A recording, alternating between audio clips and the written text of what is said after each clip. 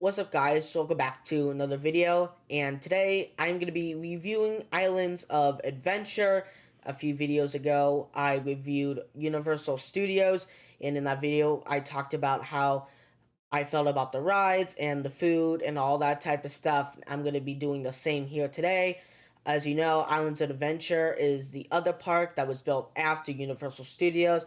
This park is a little more focused on the roller coasters, and I'm going to be going more into that in just a little bit here. But also, some of the stuff in Islands of Adventure is not quite up my alley, so I don't know nearly as much about the theming as far as Islands of Adventure rides go compared to Universal Studios, so keep that in mind as I talk about some of this. But overall, I think both parks are great, and I'm going to go more in depth into Islands of Adventure right now. So basically, I'm going to take you through the park, and then I'm going to talk about stuff ranging from the lockers to the food and all that stuff. So I'm going to go right into it, starting off with the walkway. Now, the walkway to get to Islands of Adventure is the same as Universal Studios. However, you are going to go straight on that fork in the road instead of taking a right.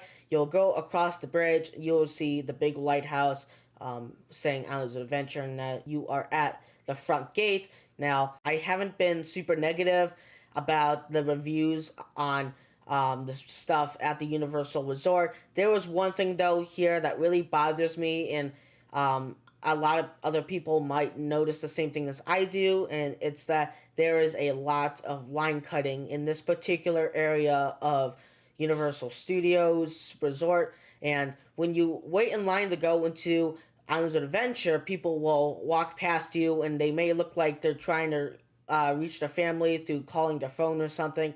But there's a lot of line cutting that happens here. That is one negative that I see in this area. I don't have a whole lot of negatives about this park, but that is one thing that really bothers me. And honestly, I just wish the line cutting just didn't exist as much as it did here. So that's one negative. However, the rest of it is pretty good. But anyway, once you get to the front gate, it's called the port of entry. You'll wait in line and then you'll go in. Once you get in the port of entry, it's basically just where you'll find the restrooms and the shops and all that type of stuff. This area, not really much is significant about this area. I found the area to be pretty well themed.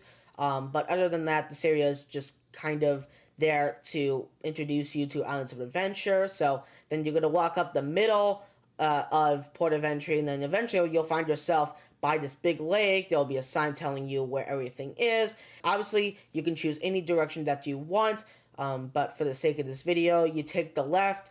If you go left, you will find the Marvel Superhero Island. This is where you will find stuff such as Superman and Hulk, which I'll go into right now. So the first thing you will find is the Incredible Hulk coaster. This is your standard B&M coaster. It's not really a particular kind that is unique, but I found the ride to be great. I recommend you guys ride it because it was just a great ride. The fast lift hill was what really did it. It was kind of a launch or a fast lift hill. I couldn't really tell, but the beginning part of the ride is really exciting, and then it goes into some fast inversions. And I overall think that the ride is a great fit for that area. It's everything that you could ask for in a roller coaster. And then after the Hulk, you will find Doctor Doom's Freefall, which is a drop tower. There's actually two drop towers, and you go inside. It's themed decently well, and then you go into the drop towers and you ride the ride. The drop tower I overall found to be pretty good as well. It's like your typical drop tower though, not really anything out of the ordinary for that. And then after that, the next ride you will find is The Amazing Adventures of Spider-Man, and this is one of those indoor rides. And the Spider-Man ride is great. I just gotta say that right now. I think it's awesome, and it still holds up really well compared to when it was opened. And I just think it's a great ride. You should definitely ride Superman and that is my thoughts on Superman. And then also in the area, you will find other food places and other things that theme the area to the superhero town that is like in a comic strip type area. That is basically it for the superhero area. I highly recommend checking the area out. It is a great area. I think that there's a lot of potential still left with it. And then after you finish in the superhero island, you will find yourself in Toon Lagoon. This area is themed to your more traditional comic strip characters. And honestly, I don't really know much about any of the characters in Toon Lagoon. But in Toon Lagoon, you will find the comic strip cafe, Dudley Do Right's Ripsaw Falls, and stuff like that. We went on the Dudley's Do Right's Ripsaw Falls, which is your log flume. I found it to be a it's like your typical log flume, although it goes pretty fast at the end there. I kind of liked it. It was a nice way to cool down on a really hot day. Um, and then there was one other water ride over there, the Popeye and Bluto's Bilge ride. Um, that ride was closed because of renovations, I believe. But I would have loved to go on it if I could. It also looks pretty good. Um, but overall, Toon Lagoon, I don't really know a whole lot about the characters there. So there's not really a whole lot there to say about that area. But overall, I think the area is also well themed. So after Toon Lagoon, you will move on to the Skull Island Reign of Kong, which is obviously themed to Kong. There is only one ride in this area, and the area is actually super small. The ride is called the same as the area name. Honestly, the ride, I was honestly not too impressed with the ride. Um, some people may like it because of the bus type thing you hop in, but honestly, I didn't find it too impressive. It was kind of just like the Fast and Furious ride in Universal Studios. I didn't find it all that impressive, and honestly, I probably would be okay if they removed it and put something else in. Um, but that is it for the Skull Island because, again, the area is super small. So after Skull Island, you will find Jurassic Park. Jurassic Park is the jungle like area you will find after Skull Island. And once you hop in, you will find the Flyers, which I was actually too tall for. There's actually a pretty small maximum height for it. Um, looks like a fun ride for the kids. You just looks like you just fly over the trees and stuff. I didn't get to go on it, but it looks pretty cool and it blends in with the jungle, so that was kind of nice. You will also find the Jurassic Park River Adventure, which we went on. It's another water ride, not necessarily a log flume, but like the regular Snake River Falls type ride you would find at Cedar Point. Obviously, way more themed. And that one can be a soaker depending on where you sit, so just keep that in mind if you want to go on it. I found it to be pretty good.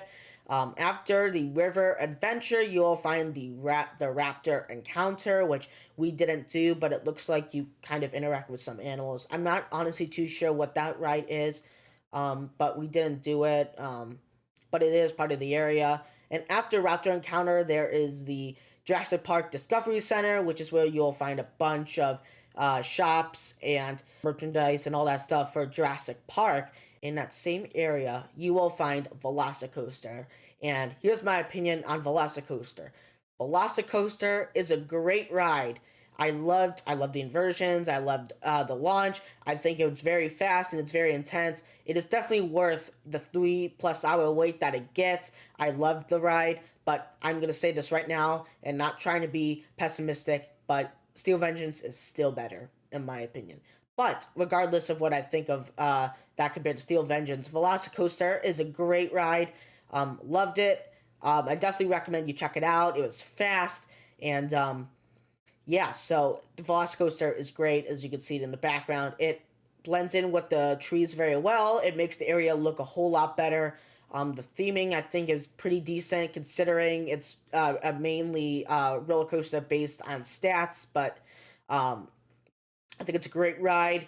And on Islands of Adventures part, this is a great attraction. So, with that being said, that will conclude the Jurassic Park area for Islands of Adventure. And then Moving on, the next portion of the park you will find is the Wizarding World of Harry Potter, and this time it's Hogsmeade, not Diagon Alley.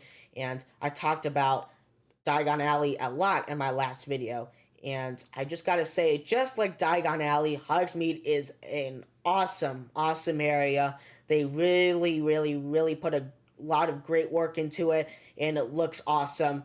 And there's a lot of things to look at, especially if you're a Harry Potter fan like me. Um, and when you walk into the area, you will find the Three Broomsticks and Hogshead, um, which is a restaurant. You will find Honeydukes. After you find those two places, you will find Hagrid's Magical Creatures Motorbike Adventure. And the motorbike ride is awesome. And I know it's not the fastest thing in the world, it's not the most intense thing in the world, but I think regardless of how slow it is compared to Velocicoaster, it is a great ride.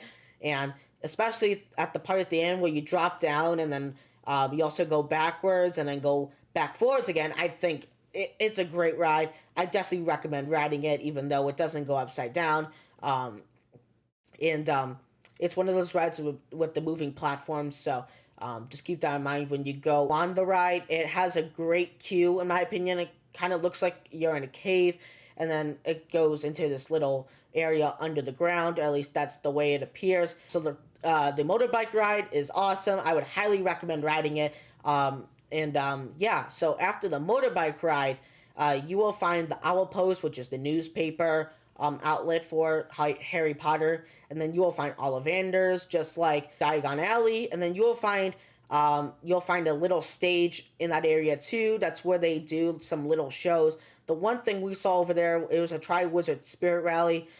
It was about 5-10 minutes, but it was short, and overall it was pretty good though. After the stage, you will find Flight of the Hippogriff on the right. Flight of the Hippogriff is a kid's ride, but it's still themed pretty well. I'll say it's themed to the Flight of a Hippogriff. So it has some sharper, fast turns. I would still say ride it to get the credit, but overall I think it fits there pretty well considering what else is in the area. And then after Flight of the Hippogriff, you will find a big castle that houses Hogwarts. And let me just say this right now, it is amazing how they constructed the building, and I cannot stress enough how much work they put into the theming of the castle. It is awesome. You should go inside and just check out the theming. It is awesome. Inside of the castle, you will find one dark ride in there. It is called Harry Potter and the Forbidden Journey, and that ride will take you basically through a broomstick ride, through Hogwarts and the stuff going through the Forbidden Forest and all that type of stuff. I think it's one of the best dark rides I've ever been on, and really, it's awesome. I would probably consider it the best ever. They got the Gryffindor Common Room, they got the Sorting Hat in there, they got the paintings in there. They got a whole bunch of stuff in there that resembles the real movie, and it's just awesome how much work they put into it. So I would definitely recommend going on Harry Potter and the Forbidden Journey, or just going inside the Hogwarts castle and checking out the theming, because it is incredible. That will conclude your time at the Harry Potter Wizarding World. Now, there's two other things I have to mention before moving on to another area. Number one, it's the Butterbeer. The Butterbeer is available in Hogsmeade, just like Diagon Alley, and then also outside of the area, technically, but within the same complex, is you will find the Hogwarts Express, which will take you back to Universal Studios if you choose to go that way.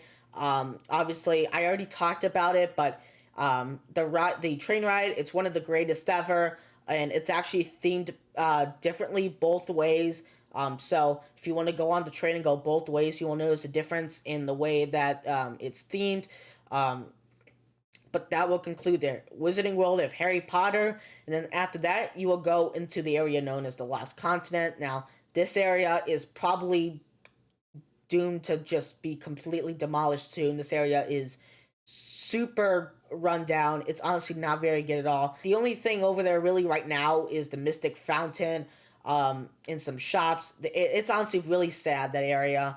Um, and I don't know why. And it looks like they're going to be taking it out soon. That's at least what it appears to be like. They recently closed their big attraction over there, and it's just really sad to see how the area has been treated. Honestly, that area is probably the weakest in the whole park. It's still got a little bit of theming left over, which is good, but really, the only bright side of that area is the Mythos restaurant, which actually has some really good food. So I'd recommend eating in there. There's actually some really good food in there. But other than that, the area is just a complete dump, in my opinion. So you probably don't want to spend too long in that area. But then after the Lost Continent, you will find Seuss Landing. This area is themed specifically to Dr. Seuss characters and all the stuff in the Dr. Seuss books. This area, again, this area obviously doesn't really appeal to me, but it will appeal to a lot of the little kids who are looking for something to do. There are a lot of kid friendly attractions in that area, so if you have some kids, bring them there. They'll have a good time over there. Some of the rides you might find over there include the Sky Seuss trolley ride, which we didn't go on, but it goes above the area on track, and it kind of just circles around the whole Dr. Seuss landing area. And then there's also the one fish, two fish, red fish, blue fish ride over there, which is just a ride that goes in a circle. And it has water that spills out of the sides. You have to try to avoid it. And then after that, you will find the Carol Seuss L, and then also the Cat in the Hat ride. I would say it's a pretty good ride considering what the purpose of it is, and that is serving little kids. So if you want to go on it, it would probably not hurt to. So I found that ride to actually be pretty interesting. And then there's also If I Ran the Zoo. It's a little maze and a little play area for kids.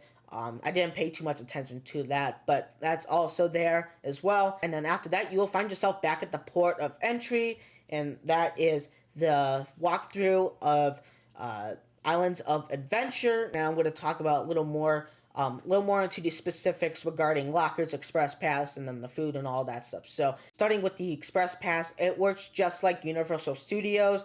You get an express pass, which is basically like a fast lane in the Universal Resort parks, and then you can go through the lines faster than the regular public would. And then moving on to the lockers in Islands of Adventure are the same system as Universal Studios. I'm not going to talk about the system again because I already did in my Universal Studios video. It still works the same in terms of the free lockers and the paid lockers and all that stuff. Moving on to the food and stuff, again, just like Universal Studios, I think Islands of Adventure has a pretty good food selection. You won't miss a food stand around the park. If you're hungry, there will be food. There was one thing I didn't mention in the other video that is important to note here. In the Wizarding World of Harry Potter in both parks, you cannot do freestyle. The only drinks you can drink in the Wizarding World of Harry Potter is butterbeer. So that's something to keep in mind when you go through both parks. I forgot to mention it in my last video, so I mentioned it now. Like Universal Studios and like any other theme park, you gotta plan for weather. It can get really crowded, especially during the sunny and dry days at Islands of Adventure. Make sure you have money with you because stuff costs money, obviously. The park, in my opinion, is pretty clean, so you don't have to worry about that, just like Universal Studios. I talked about the line cutting at the start of the video. I did not have a great experience with line cutting, but it doesn't happen very much, but it was something that I thought that was worth bringing up. With all that in mind, I think that Universal Studios and Islands of Adventure are great parks to go to. It's great to take a vacation to and spend some time there. In terms of comparing both parks, I think if you're more into roller coasters, you will definitely like Islands of Adventure more. I think Universal Studios focuses a little more on the theming, and also I think both parks are just set up differently. Islands of Adventure is more like you're walking in an environment dedicated to a certain character or show, and then Universal Studios is more like you're at a movie set. So Obviously, there are vast differences between the parks, but both parks are great. Highly recommend checking both of them out. I would at least have a day to check out both parks because things can get things can break down, or it can get rained out, or things can happen. So definitely at least spend a day dedicated to each park, and you can always go back and forth using the Hogwarts Express or by going through the front entrances of the parks. Highly recommend checking them out. You saw in the video that I posted, it was an awesome experience all around. Regardless of the rain that was present the first 3 days, and hopefully you guys have the same positive experience that we do. That is about all the coverage I'm gonna do on the Universal parks up to this point. So if you guys have any thoughts in the comments, any questions, be sure to drop them in the comments below. That is it for the video. We will see you guys on the next video, and yeah.